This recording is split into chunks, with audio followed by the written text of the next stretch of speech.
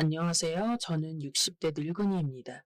가정주부로 세상 편하게만 살아오다가 자식 농사 잘못 지은 죄로 큰일을 당할 뻔했던 일이 있어서 누군가에게라도 털어놓고 싶었어요. 60대이신 분들 아마 잘 아시겠지만 그 시절엔 결혼을 일찍 하는 게 그리 드물지 않았어요. 저는 당시 평범한 나이인 20 초반에 결혼했습니다.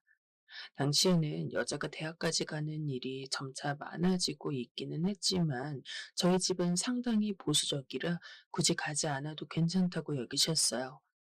제가 고등학교 때 그리 공부를 잘하는 영민한 학생이 아니기도 했고 저 스스로가 대학 가고 싶은 마음이 없어서 부모님께 바라지도 않았습니다.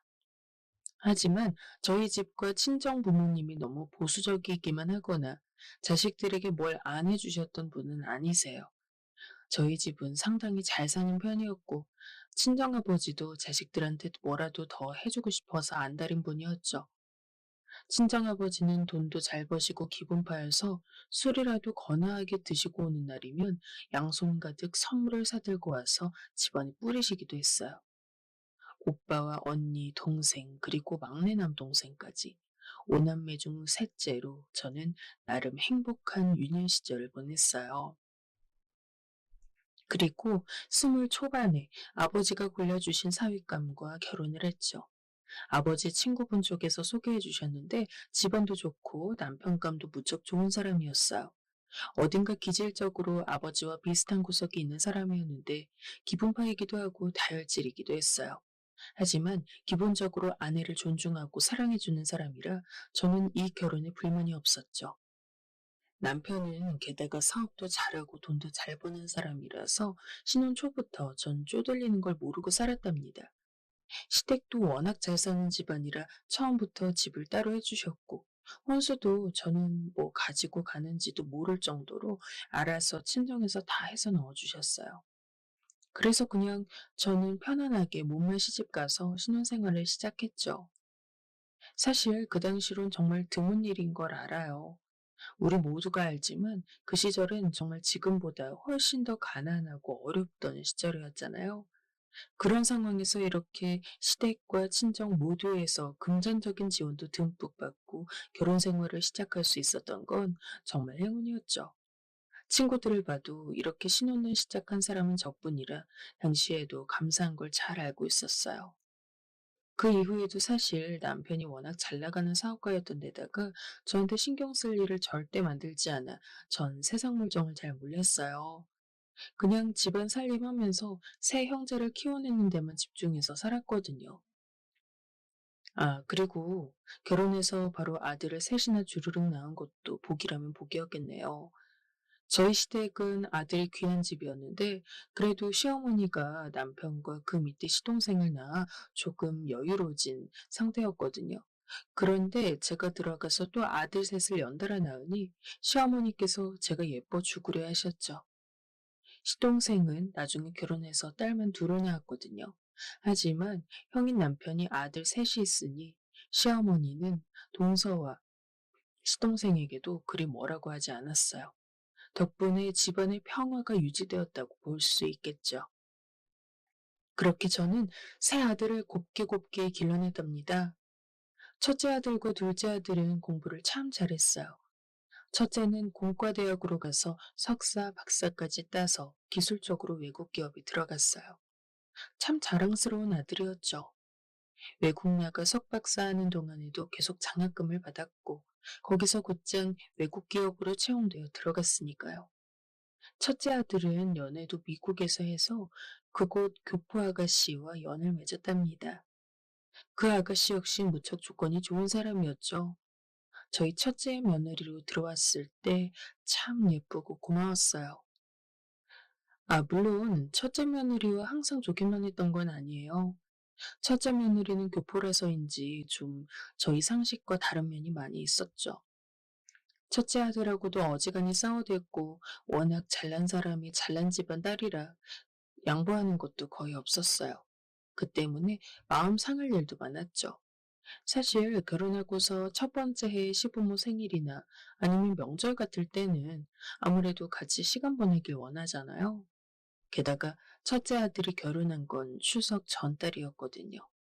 신혼여행을 길게 다녀오더라도 전 당연히 서울로 와서 머물면서 저희하고 추석은 같이 보낼 줄 알았어요. 일정도 딱 그렇게 잡혀 있었고요. 하지만 첫째 아들은 며느리와 신혼여행을 다녀와서 서울로 들어오고 저희 집에서 딱 하루 머물렀어요. 애들이 와서 전 얼른 점심을 손수 준비해서 차려주었죠. 첫째 며느리는 교포 특유의 발랄함이 있어서 전 그 애가 맛있게 밥도 먹고 저하고 같이 소소하게 대화를 했으면 좋겠다고 생각했어요. 그런데 첫째 며느리에 대한 인상은 처음 식사 때부터 깨졌죠. 며느리는 제가 음식 준비를 하는 동안 당연하다는 듯이 거실에 앉아 아들과 텔레비전을 보았어요. 뭐 신혼여행 길게 다녀와서 피곤할 수 있으니 그 정도야 이해할 수 있었죠. 게다가 저희 집 부엌에서 움직이는 것도 저 혼자 하는 게 좀 더 편했으니까요. 하지만 저와 저희 남편 그리고 아들 내외가 같이 앉아서 먹는 식탁 앞에서 며느리는 이해할 수 없이 투덜댔어요. 어머님, 이거 너무 짜요. 한식은 항상 좀 나트륨이 많은 것 같아요. 어머, 그러니? 내가 오랜만에 음식을 해서 그런가? 왜 그렇게 짜지? 아, 그러게요. 저는 좀 슴슴하게 항상 샐러드 먹는 걸 좋아하는데, 아, 너무 짜네요. 별로다. 한식이 원래 좀 그렇잖아. 자긴 항상 빵에 샐러드만 먹으니까 더 그렇게 느낄걸? 건강에 안 좋을 것 같아서 저 안 먹을래요. 어머님 혹시 빵이나 뭐 고기 같은 건 없어요? 전 그래도 나름 신경 쓴다고 전도 부치고 잡채도 하고 불고기도 맛있게 조물조물 무쳐서 구웠거든요. 그런데 첫째 며느리는 전혀 신경 쓰지 않고 맛도 없다면서 투덜대더니 일어나서 자기 짐을 뒤졌어요. 신혼여행 간 외국에서 사왔다면서 쿠키를 꺼내어 그걸 주워 먹고 있더군요. 그런데 그게 잘못된 행동이라는 걸 인지를 못하는 것 같았어요. 아휴, 저 사람 원래 저래요. 워낙 입이 짧아서 뭐 먹는 것만도 다행이거든요. 그러니? 네, 오늘처럼 피곤한 날은 먹는 거 건드리면 안 돼요. 안 그럼 또 체하고 토하고, 아우, 난리 나요. 엄청 예민해요.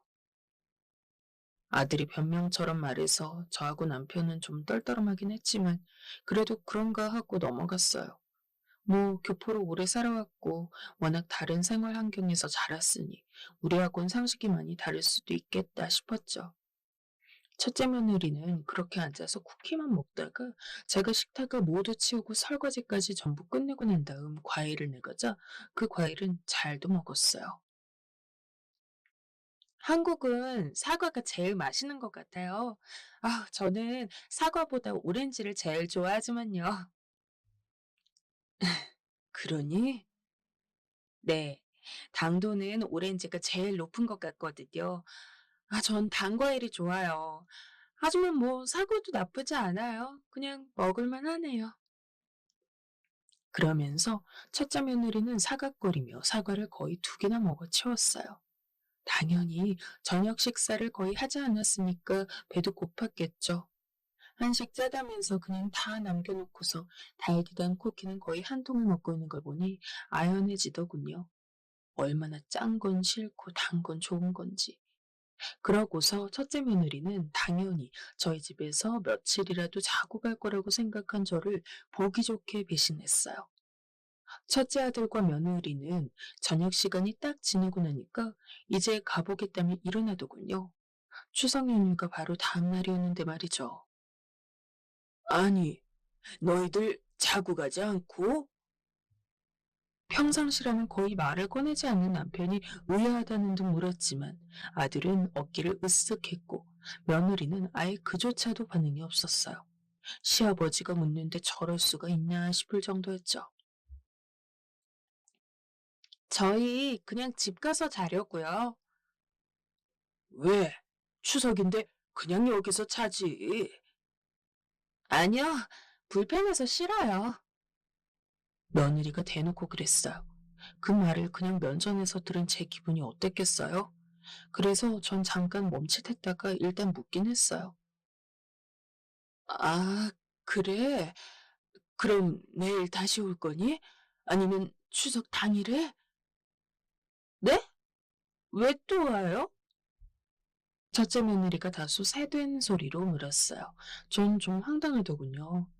아니, 아무리 그래도 설하고 추석 당일엔 보통 가족들이 모이는 게 맞지 않나요? 하지만 첫째 며느리는 너무 이상한 꼴을 보겠다는 듯한 얼굴이었죠. 오늘 하루 계속 같이 있었잖아요, 어머님. 저희는 이제 짐 풀고 적당히 쉰 다음 미국 갈 준비할 거예요. 미국? 왜? 저희 둘 다 미국에서 커리어 이어나가기로 했거든요. 그쪽에서 얼마 전 이직 오퍼도 왔고, 저희 친정도 미국에 있고 하니까요. 생각보다 일정이 빨리 진행돼서 우리 쪽에서 미적거릴 여유가 없네요. 아들이 대신 말했어요. 사실 아들이나 며느리나 둘 다 상당히 잘 나가는 직장인이었으니 당연했죠. 하지만 너희 이제 다니던 기업에서 한국 기업으로 옮겨서 한국에 아예 들어온다고 하지 않았니? 아휴, 근데 다른 기회가 왔는데 어떻게 걷어차겠어요. 거기서 몇 년 더 고생하고 들어오면 한국에서도 대우가 달라질 텐데요. 아, 그래. 알았다. 아들하고 며느리가 뭔가 어려운 말들을 늘어놓으며 미국에 가야 하는 이유를 말했지만 아무것도 모르는 저로선 이해하기가 어려워서 그냥 알았다고만 했어요. 무슨 이유인지 정확히 알 수 없으니 저도 반박하기 어려웠고 애들이 급히 미국에 가야 한다니 추석에 같이 있자고 할 수도 없었죠. 한국에 있겠다고 해서 신혼집도 저희가 가진 아파트에 차려준 거였는데 어차피 저희 부부 소유로 되어 있는 아파트라 그런지 애들이 그리 심각하게 생각을 안 하더군요. 애들은 그냥 그렇게 추석도 지내지 않고 곧장 나가버렸어요. 솔직히 좀 황당하기도 하고 기분이 무척 안 좋았죠. 저희가 정말 결혼식부터 혼수, 집까지 모든 것을 다 알아서 해줬는데 말이에요. 그리고 둘째는 첫째와는 달리 공부를 좀 못했어요. 그래도 그럭저럭 한국에서 먹고 살 정도의 조건은 돼서 한국에서 차만 아가씨를 데려와 결혼했죠. 솔직히 둘째 며느리는 좀 평범한 편이었어요. 외모가 첫째에 비해 그리 잘나지도 않았고 조건은 당연히 떨어졌고요. 평범한 집안의 평범한 아가씨라 그냥 서울에 있는 4년제 대학을 나왔고 가정교육 잘 받은 보통의 아가씨였어요. 그래도 저희 둘째도 그리 빼어난 편은 아니라서 우리가 불평할 것이 아니었죠. 하지만 첫째 결혼할 때에 비하면 덜 좋긴 했어요. 애초에 둘째 아들이 첫째 아들에 비해 떨어지는 편이라 하객들을 맞이할 때도 그리 기분 좋진 않았거든요. 저희 친척들 중에는 이상하게 저희 아들들한테 경쟁심을 가진 사람들이 많아서 좀 약점 보이는 것 같으면 그걸 그렇게 기분 나쁘게 하는 사람들이 있었어요. 그래서 결혼 당일에도 인사하러 와서는 저희 둘째 아들과 며느리를 보며 웃는 사람들이 신경 쓰였었죠. 그래도 똑같은 자식이니까 저희는 집이며 혼수며 전부 비슷하게 지원을 했어요. 둘째 아들은 걔 벌이로는 서울 안에 있는 아파트를 사려면 정말 한 세월이 걸리겠더라고요. 그래서 적당한 아파트를 걔와 며느리가 살 수 있도록 해주었죠. 물론 첫째한테 주려는 것보다는 좀 작은 아파트긴 했는데 그래도 요즘 젊은이들이 함부로 다가갈 수 있는 가격대의 부동산은 아니었어요. 그런데 둘째 아들은 그게 못마땅했던 모양이에요. 결혼 후에 저한테 와서도 계속 불평을 늘어놓더군요. 어머니, 저희를 이렇게 차별하시면 어떡해요? 뭐가 말이니? 형한테 주셨던 아파트랑은 너무 다르잖아요. 예, 정신 차려라. 네 형은 그래도 사돈댁에서 많이 뭘 해왔어. 그래서 그 돈만큼 더 혼수도 넣어주고 한 거다. 그리고 똑같은 아파트를 어떻게 구해주니? 그리고 너 형이 살던 아파트는 살기 싫다며. 아, 형이 신혼집 차렸던 집을 그럼 그걸 제가 그냥 받아요? 이상하잖아요. 그리고 이왕 해주실 거면 명의도 저희 앞으로 해주셔야죠. 왜 명의는 그냥 두고 저희한테 살기만 하라고 하세요? 그건 저희한테 지원을 해주신 게 아니죠.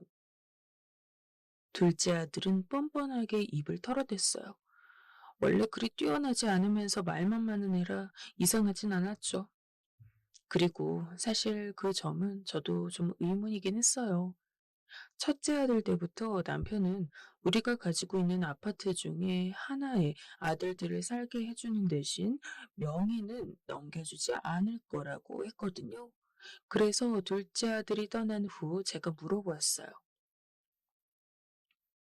여보, 애들한테 아파트 명의는 왜 안 주는 거예요? 어차피 유산으로 줄 거 먼저 줘도 좋지 않아요? 아니야. 걔네들은 그러면 안 돼. 왜요? 난 솔직히 내 아들들이지만 그 녀석들 못 믿어. 못 믿는다고요? 재산 하나씩 다 받아간 다음에 우리 몰라라 할 녀석들이야. 새 전부. 아니, 여보. 거기서 그치면 다행이지. 아마 우리 귀찮으면 아예 내다버리고 해코지 할지도 모르는 일이지. 남편은 못마땅하게 중얼거렸어요. 전 그것이 아이들을 제가 잘못 키웠다고 탓하는 말처럼 들려서 얼굴이 붉어졌죠. 아니, 여보, 그런 말이 어디 있어요? 우리 애들, 물론 아주 이타적이거나 하진 않지만, 그렇게 못된 애들은 아니에요. 당신이 몰라서 그래. 그게 우리가 잘못 키워서가 아니야. 그럼요. 남편은 한숨을 크게 쉬었어요. 에휴, 사실 내 형제간도 좀 못된 사람들이었잖아. 우리 아버지 때도 그랬다고 들었어. 좀 형제들끼리 싸우고 불의하고 그런 편이었지. 아, 그 이야긴 듣긴 했죠. 그냥 내 감이야. 저 녀석들도 그런 놈일 거다. 피가 어디 가나. 부끄럽지만 우리 피가 그래. 남편은 한숨을 쉬었어요. 사실 남편의 형제들은 제일 잘난 남편을 질투해서 계속 돈을 뜯어가려고 남편 주위를 맴돌기도 했거든요. 그리고 잘 사는 시아버지에게서 유산을 많이 받으려고 시아버지를 속이기도 했고 여러 가지로 문제가 많았어요. 분명 좋은 집안이었고 남편은 아주 잘난 사람이었지만 시아주버니나 시동생은 전혀 그렇지 못했죠. 세월이 지나 잊고 사는 거였지 사실 결혼 초에도 일이 참 많았어요. 그러니까 당신도 너무 저 녀석들 믿지 마. 하지만 자식들을 어떻게 안 믿어요? 아니야, 절대 믿지 마. 그리고 내가 혹시라도 먼저 가도 당신은 절대로 명의를 애들한테 넘겨주면 안 돼. 늙으면 당신의 무기는 딱 하나, 재산뿐이야. 알겠어? 남편은 신신당부를 했어요. 전 그 이야기를 들으며 그제야 남편이 말하는 바를 알아들었죠. 자식들이 나중에 마음을 달리 먹고 불의한다 해도 제 재산이 있으면 그래도 혼자 떳떳이 살아갈 수 있을 테니까요. 셋째 아들도 둘째 아들이나 별반 다를 바 없었어요. 그래서 그의 결혼할 때는 아예 우리 소유 아파트가 아니라 다른 아파트에 전세금을 우리가 넣어주고 거기서 살라고 했죠.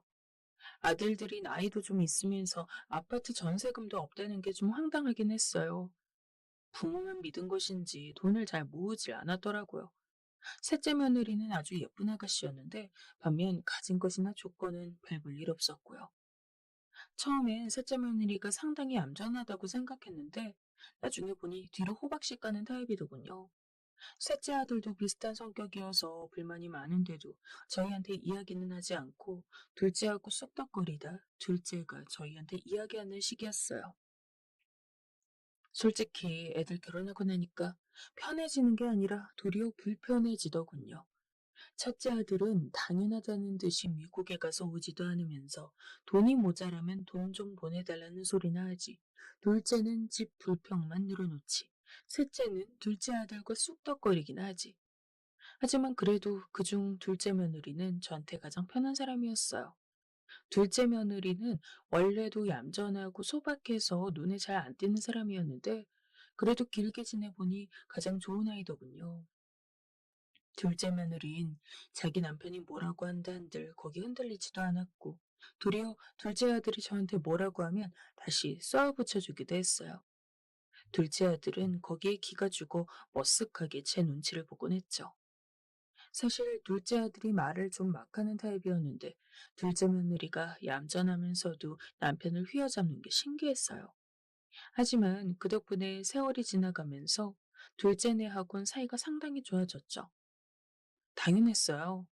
며느리가 저한테 워낙 얌전하게 잘하고 그 덕에 둘째 아들도 저한테 함부로 말도 못하고 입을 다물게 되었으니까요.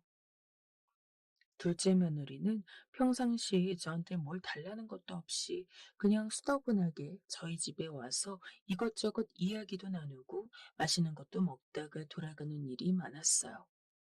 아이들이 모두 결혼하고서도 세월이 많이 흘렀을 때 남편이 기어코 큰 병에 걸렸어요.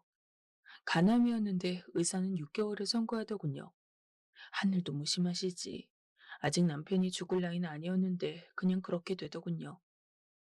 남편을 살리기 위해 정말 백방으로 안 써본 수가 없었지만 결국 남편의 병세가 악화만 되었어요.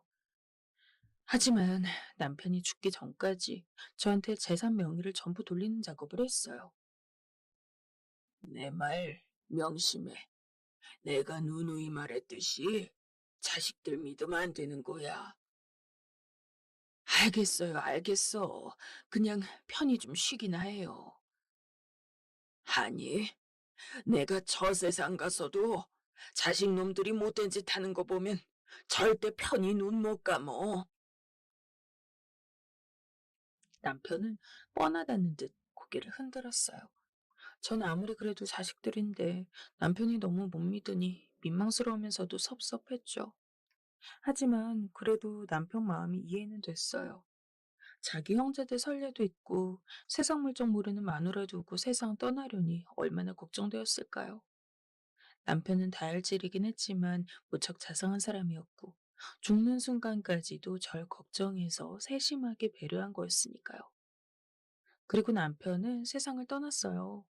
저는 남편의 죽음이 믿기지 않아 장례식장에서 내내 멍했죠. 평생을 한결같이 함께 살아온 사람이 죽었으니 당연한 일이었어요. 미국에서 첫째 아들 내외도 귀국해서 장례식장에 왔고 둘째와 셋째도 장례식장에서 자리를 지켰어요. 남편이 죽고서 장례를 치르기까지 대체 어떻게 시간이 흘렀는지 알 수가 없었어요. 전 멍하니 앉아 그냥 식이 진행되는 것만 보고 있었죠. 그런데 며칠 뒤 아들들이 저한테 찾아왔어요. 어머니, 저희랑 이야기 좀 해요. 뭔데 그러니? 전 여전히 멍한 상태였지만 아들들은 심각한 얼굴이었죠. 그 애들은 저를 가운데 두고 앉아서 이야기했어요. 아버지 유산 정리하려고 봤더니 남은 게 없더라고요. 전부 어머니 앞으로 다 돌려놓으신 거예요? 음, 그러셨단다. 아버지가 그냥 나한테 갖고 있으라고 넘겨주고 가셨어. 저는 그냥 아무것도 생각하기 싫어서 순순히 말했어요. 아들들은 그 말을 듣더니 얼굴 표정이 일그러지더군요. 전 그 표정들을 보면서 뭔가 잘못된 거 아닌가 하는 생각을 했어요. 순간 남편이 하던 말이 스치더군요. 절대 자식들 믿지 말고 재산 꽉 쥐고 있으라던 그 말이요. 첫째 아들 얼굴이 특히 어두웠어요. 그이는 한숨을 푹 내쉬었죠. 저 사실 돈 필요해요. 솔직히 말할게요, 어머니. 그래? 네. 저 지금 미국에서 사업을 좀 할 건데 자금이 필요해요. 그래서 아버지 유산을 물려받으면 딱 맞을 거라고 생각했는데 지금 보니까 아예 아무것도 없네요. 그렇구나. 안 됐다. 저는 좀 거리감 느껴지게 대답했어요. 그 대답에 아들은 인상을 썼죠. 아마 제가 당연히 돈을 주마 할 거라고 생각했던 모양이에요. 어머니, 저희도 돈 필요해요. 이제 저희도 부모님한테서 독립해서 저희 집 자가로 좀 가지고 살아야죠. 이번엔 저희가 물려받을 줄 알았단 말이에요. 셋째가 투덜거렸어요. 원래 말이 없던 그의 성격을 생각하면 최대치의 불만을 표현한 거였어요. 전 어이가 없어 아들들을 둘러보다 일었었어요. 속으로 남편의 성견지명이 정말 옳았구나 싶은 생각도 들었고요. 그래서 지금 나한테 돈을 달라는 거니? 네, 어머니. 그냥 아버지가 어머니 앞으로 돌려놓으신 재산들 명의만이라도요. 그거면 충분해요. 첫째 아들이 더 뻔뻔하게 말했어요. 둘째는 의외로 가운데 끼어서 형과 동생의 눈치를 보고 있더군요. 아무래도 저도 욕심나는데 끼어들기가 애매한 모양이었죠. 무슨 일이구나. 난 너희한테 재산 명의 돌려줄 생각 없다. 아직은. 아직은요? 그럼 언제쯤 되어야 주실 건데요? 내가 죽거든 가져가렴. 그 말에 아들들 눈빛이 어두워졌어요. 저는 설마 그래도 제가 어미인데 뭔 짓이야 할까 싶어서 당당하게 말했죠. 너희 아버지가 그랬다. 자식들 믿지 말라고. 난 이 재산 꽉 쥐고 있다가 말 잘 듣는 자식한테 물려주고 죽을 거란다. 어머니, 다들 나가라. 이 집은 내 집이니 다들 썩 나가. 둘째 아들이 주춤거리며 일어났지만 첫째 아들은 일어나면서 얼굴이 험상궂어졌어요. 첫째는 음침한 얼굴로 절 보더군요. 저도 이렇게 하고 싶지는 않은데요, 어머니. 하지만 제가 진짜 사업 자금이 절실하게 필요해서요. 뭐? 어머니, 잘 생각해 보세요. 저희가 여기서 지킬 건데요. 밖으로 그럼 못 하실 거예요. 저희한테 재산 물려주시기 전까지는요. 뭐, 뭐라고? 이게 무슨 소리니? 너희 지금 나를 감금하겠다 이거야? 네, 그거예요. 정말 청천벽력이었죠. 멀쩡한 아들 셋이 아버지 돌아가신 뒤에 늙은 어미를 감금하다니 정말 상상도 못했던 일이었어요. 첫째 아들은 저를 안방으로 밀어넣었어요. 아예 집안도 아니고 안방에서 나오지 말라는 이야기였죠. 저는 그대로 방 안으로 밀려 들어갔고 아들들이 바깥에서 번갈아 가면서 지킨다고 했어요. 문을 열려고 해도 밖에서 꽉 잡았고 그게 아니더라도 아들 중 하나가 버티고 서서 감시의 눈길을 보냈죠. 간혹 며느리들이 있기도 했어요. 며느리들은 여자라도 어차피 저는 너무 늙고 노쇠했기에 빠져나가지 못하는 건 똑같았어요. 전 정말이지 지금의 상황이 믿기지 않더군요. 아무리 재산이 탐나도 그렇지. 사회적으로 멀쩡하게 살고 있는 아들들이 합세해서 늙은 어미를 집안에 감금하다뇨. 인감도장 훔치고 신분증 훔쳐서 재산 가로채는 자식들 이야기를 TV에선 봤지만 다 남의 이야기라고 생각했는데 말이에요. 그보다 더한 막장 상황이 지금 나한테 벌어지고 있는 거였어요. 저는 어떻게 빠져나갈 방법도 없어서 며칠간 멍하니 있었어요. 아들들은 번갈아 가면서 들어와서 절 설득하면서 재산 절반 정도만 명의 넘겨주면 나갈 수 있게 해주겠다고 말했죠. 하지만 상황이 이렇게 되니 더욱이나 애들에게 재산을 넘겨주면 안 되겠다는 마음만 확고해져 갔어요. 당연하잖아요. 제 손에 그마저도 없다면 대체 절 무슨 취급을 할까요? 그래서 저는 재산 명의 넘겨준다는 말을 하지 않은 채로 버텼어요. 아들들은 저를 정말 끔찍하게 고집센 늙은이 취급을 하더군요. 그렇게 취급받더라도 전 나중을 생각해서 버텨냈어요. 그렇게 며칠을 버티는데 정말 정신적으로 탈진하겠더군요. 음식이야 아들들이 사와서 넣어주었지만 심리적으로 너무 고립되고 이게 대체 무슨 일인가 싶어 견디기가 힘들었어요. 그런데 그때 조용히 누군가가 방문을 두드리더군요. 방문 밖에서는 아들과 며느리들이 서로 교대했기 때문에 누군지 알 도리가 없었어요. 전 대답도 하기 싫어서 침대에 돌아누웠어요. 그런데 문이 조용히 열리더군요. 그리고 가벼운 발소리가 다가오더니 제 어깨를 조심히 건드리더군요. 쉿! 어머니, 저예요. 응? 다름아닌 둘째 며느리였어요. 저는 놀라서 얼른 일어나 앉아 그 애를 바라봤죠. 며느리들은 보통 둘씩 짝을 지어 저를 감시했기 때문에 둘째 며느리가 혼자 오는 일은 거의 없었죠. 조용히 나오세요. 지금 형님 화장실에서 샤워하고 있어요. 첫째 며느리는 뻔뻔하게 우리 집에 와서 샤워까지 하고 있더군요. 아마 둘째 며느리한테 감시를 맡기고서 씻는 모양이었어요. 첫째 며느리는 저를 감시하면서 매번 왜 이렇게 고집부리냐면서 어차피 유산일은 다 장남한테 가는 것 아니냐는 소리를 매번 해대곤 했죠. 아니, 교포라서 누구보다 자유롭게 살아온 주제에 유산만은 장남한테 물려줘야 한다는 소리를 하니까 너무 우습기도 했어요. 조용히, 어머님. 둘째 며느리는 입가에 손을 대고 제 손을 잡고서 조심조심 걸어 현관으로 나갔어요. 현관문 소리가 가능은 나지 않도록 아주 조용히 솜씨 좋게 문을 닫고 나서 엘리베이터를 타고 걸어 나왔죠. 현관에는 제 신발까지도 전부 치워버려서 저는 맨발이었어요. 나와서 1층에 주차되어 있는 둘째 며느리의 차를 타고서야 저는 크게 한숨을 쉬었죠. 그 전까진 들킬까봐 숨도 제대로 못 쉬고 있었거든요. 며느리 역시도 크게 숨을 몰아쉬더라고요. 아, 빠져나왔어요, 어머님. 세상에, 세상에. 저는 너무 오랜만에 본 바깥 세상에 눈물이 나올 것 같아 얼굴을 가렸어요. 둘째 며느리는 혹시라도 다른 사람들이 올까 두려운지 운전을 해서 우리 아파트를 빠져나갔고 다른 방향으로 향했죠. 어머님, 호텔 잡아놨어요. 지금 우리 그이도 대체 무슨 소리를 할지 몰라 저희 집으로는 못 모시겠고요. 일단 저희 그이 먼저 설득해 본 다음에 말씀드릴게요.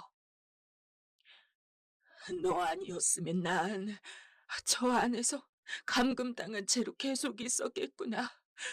아유, 세상에 둘째야. 아유, 울지 마세요, 어머님. 호텔 가셔서 씻고 뭐 좀 드시고 쉬시면 회복되실 거예요. 둘째 며느리는 소박하고 얌전한 사람이었지만 동시에 아주 야무진 구석도 있었어요. 저를 타이밍 봐서 구해내고 뒤에 어떻게 할지까지도 다 생각해둔 거였죠. 그런 둘째 며느리가 너무 고마웠어요. 평생 수십 년 동안 그 애가 어떻게 행동해 왔는지 다 알았기 때문에 둘째 며느리의 진심을 오해할 일도 없었죠. 정말, 정말 네 시아버지가 옳았다. 난 아들들이 이런 짓을 할 줄은 꿈에도 몰랐어. 저도, 사실 저도 몰랐어요. 이렇게까지. 정말 너무 놀랐어요, 이번에는. 둘째 며느리는 입술을 꽉 깨물었어요. 저희 그이한테 이게 무슨 짓이냐고 제가 여러 번 닥달했어요. 대체 어머님한테 무슨 짓 하는 거냐고. 그런데 그이가 조금만 기다려달라고. 시아주버님이나 도련님도 조금 지나면 제 불에 지칠 거니까 그때 모시고 오자고 했거든요. 우리 그이도 욕심은 있지만 그래도 제가 단돌이 해서 그렇게까지 행동할 사람은 아니에요, 어머님. 그래, 그래. 그러고 보니 첫째와 셋째 사이에서 죽상을 하고 앉아있던 둘째가 떠오르더군요. 젊을 때는 오히려 제일 욕심 많은 아이였는데 둘째 며느리 같은 배우자를 만나 오래 살다 보니 도리어 사람 도리를 제대로 아는 사람이 되었구나 싶었어요. 그래서 집에 어떤 며느리가 들어오는지가 중요하다는 거겠죠. 둘째 며느리는 급히 호텔로 나를 데리고 가서 쉬게 해주었어요. 그 애는 정말 살뜰하게 날 보살펴 주었죠. 며칠 동안 저는 둘째 며느리의 보살핌 하에 호텔에서 쉬었어요. 둘째 며느리가 전해준 바에 의하면 지금 첫째 아들 내외와 셋째 아들 내외가 날 찾느라 혈안이 되어 있다고 하더군요. 둘째 아들은 거기서 빠져 있고요. 둘째 며느리가 나를 빼돌렸으니 당연하겠죠. 저는 호텔에서 쉬면서 곰곰이 생각해 보았어요. 아무리 생각해도 이 자식들이 너무 괘씸하고 인간 같지가 않더군요. 사람이 겉을 낳지 속을 낳는 게 아니라더니 내 배 아파 낳은 자식들이 이런 식으로 나를 사람 취급도 안 할 줄은 꿈도 꾸지 못한 일이었어요. 그냥 둘 수는 없었죠. 감히 어머니한테 이런 짓을 했으니 얼굴 들지 못하고 살아야 마땅하지 않겠어요? 자식들은 내가 감히 저희들한테 아무것도 못할 줄 알겠지만 저도 사람이고 억울한 감정이 있었어요. 전 그래서 첫째 며느리한테 일단 전화했어요. 첫째 며느리는 제가 전화하니까 깜짝 놀라서 받더군요. 아니, 어머님, 대체 어디 가신 거예요? 집에 안 계시고. 집에? 내가 말이냐? 네, 어머님. 저희가 모시는데 불편하셨으면 말씀을 하시지. 그렇게 말도 없이 나가버리시면. 불편했으면 말을 했어야 했다고? 네. 지금 둘째 동서하고 같이 있는 거죠? 그러지 마시고 저희한테 오세요. 잘해드릴 테니까요. 정말 어처구니가 없었어요. 그동안 제가 그저 착하게만 별다르게 나쁜 말 하지 않고 살아와서인지 제가 정말 바보 천치인 줄 아는 모양이었죠. 저는 그냥 가만히 첫째 며느리의 말을 듣다가 말을 던졌어요. 넌 참 헛똑똑이로구나. 네? 무슨 말씀이세요, 그게? 첫째 며느리는 자기를 멍청이 취급하는 걸 가장 싫어했어요. 그래서 저는 일부러 그런 단어를 골랐었죠. 나 같으면 너처럼 안 산다. 그저 돈만 따라다니면서 우리 아들하고 결혼하더니. 에휴, 정말 너 같은 헛똑똑이 처음 봐. 무슨 말씀이시냐고요, 그게. 저처럼 그래도 똑부러지게 하고 사는 사람이 어디 있다고. 첫째 며느리의 목소리가 험악해졌어요. 그래서 저는 우습다는 듯이 코웃음을 쳤어요. 네 남편이 지금 너하고만 사는 줄 아니? 너 걔 옆에 얼마나 젊은 여자애들이 많은지 알긴 해? 뭐라고요? 내가 내 아들이라 그동안 말을 안 했을 뿐이지. 너 걔 카톡하고 문자 뒤져봐라. 아주 보기 좋은 거 많이 나올 거다. 메일도 한번 뒤져보렴. 아주 가관일 테니까. 네? 첫째 며느리가 더 말하려는데 전 그냥 전화를 끊었어요. 더 그의 목소리를 듣기 싫었거든요. 첫째 며느리는 자기가 멍청이 취급당하는 것도 싫어했고 질투와 독점력도 엄청난 애였어요. 첫째 아들은 그런 며느리한테 진저리를 내면서 뒤로 안 들키게 바람을 피워댔고요. 첫째 며느리는 거의 의부증에 가까웠는데 아마 제 말 한마디로 인해 첫째 아들은 난리가 났을 거예요. 며느리가 그냥 두고 볼 리 없었으니까요. 여자 문제에 관해선 거의 이성적인 사고가 안 되는 아이였거든요. 그리고 저는 그 다음으로는 셋째네한테 전화했어요. 아니, 셋째네가 아니라 셋째네가 사는 아파트의 집주인한테였죠. 저는 아파트 재계약을 하지 않겠다고 했고, 주인은 아쉽다는 듯이 알았다고 했어요. 재계약 날짜가 고지라서 그때 전세금을 돌려주겠다고요. 사실 셋째 아들은 다른 친구한테 보증을 서줬고, 친구가 빚지고 도망가는 바람에 그쪽으로 돈을 다 빼앗기고 있었어요. 그래서 카드 돌려막기를 하고 있었는데, 그것도 제가 다 갚아주고 있었죠. 이제 그것도 끊어버릴 차례였어요. 얼마 뒤 셋째 아들과 며느리에게서 거의 폭탄처럼 연락이 오더군요. 조금 무서웠지만 전 처음엔 받지 않고 있다가 일단 받아보았어요. 그랬더니 셋째 아들과 며느리가 거의 오열하면서 저한테 빌더군요. 저희가 잘못했어요, 어머니. 저흰 그러려던 게 아니고 첫째 형님이 저희한테 같이 안 하면 안 된다고 협박을 하셔서. 그래? 안 하면 죽이기라도 하겠다든? 네, 어머니. 정말로요. 안 그러면 돈이고 뭐고 전부 다 빼앗길 줄 알라고 해서. 그걸 믿었어? 그렇게나 멍청하니 너희들은? 전 너무 우습더군요. 그 변명을 저한테 믿으라고 하다니. 셋째 내외는 언제나 멍청한 주제에 남을 속일 수 있을 거라고 생각하는 애들이라 더 우스웠어요. 어쩌면 저리도 아무 생각이 없는지. 하지만 당연히 전 전세금 돌려받는 것도 카드빚 안 갚아주는 것도 재고할 생각이 없었어요. 저를, 다른 사람도 아닌 엄마를 집안에 가둬두고서 유산을 내놓으라고 압박하는 자식들에게 대체 무슨 용서가 필요할까요? 저는 그럴 생각이 전혀 없어서 셋째의 애원도 전부 무시한 채 그냥 전화를 끊어버렸어요. 어차피 호텔에 있으니 그 애들이 찾아올 염려도 없었죠. 둘째 아들은 눈치를 보다가 저한테 와서 죄송하다고 사과를 했어요. 넌 그래도 그나마 낫구나. 잘못되었다는 거 알고 사과까지 하기도 하고. 네, 죄송해요. 미리 막지 못해서. 아니다. 그래도 넌 아내를 참 잘 얻은 거다. 난 며느리를 잘 얻은 거고.